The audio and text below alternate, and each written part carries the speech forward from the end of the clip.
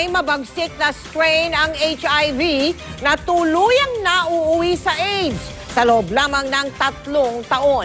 Kaya ang Department of Health pinag-iingat ang publiko. Nakatutok si Trisha Zafra.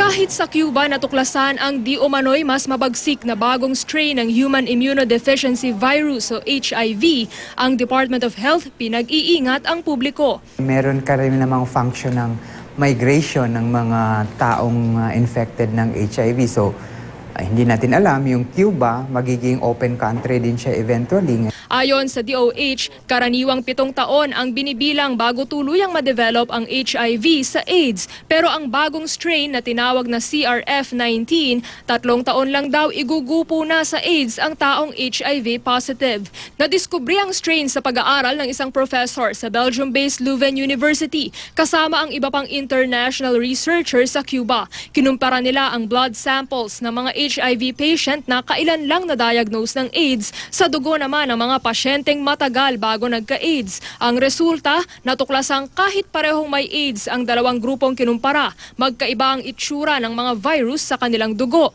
Dito natukoy ang mas mabagsik na strain sa mga kailan lang na-diagnose ng AIDS. Yun talaga ang physical attribute or physical characteristic ng HIV. Everyday, almost everyday, nagbabago po siya ng itsura. Oo, nagbabago siya ng itsura kaya nga hindi nakakapag-develop ng bakuna laban sa kanya.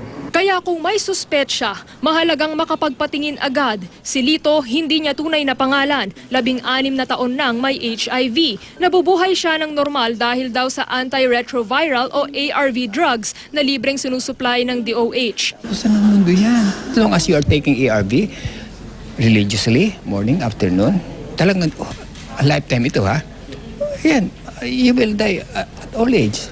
8,000 HIV positive sa Pilipinas ang sinusuplayan ng gamot ng DOH. Pero noong nakaraang taon, ilang batches ng gamot ang na-delay ang paglabas mula sa Bureau of Customs dahil hindi agad nabayaran ang tax. Pero hindi naman daw ito nakaapekto sa kanilang supply ayon kay Lito. Noong isang taon, nakapagtala ang DOH ng mahigit 6,000 bagong kaso ng HIV. 543 cases dito ay nauwi sa AIDS, 188 ang namatay. Mula 1984, mahigit 22,000 na ang naitalang kaso ng HIV sa Pilipinas. 1,118 na ang namamatay.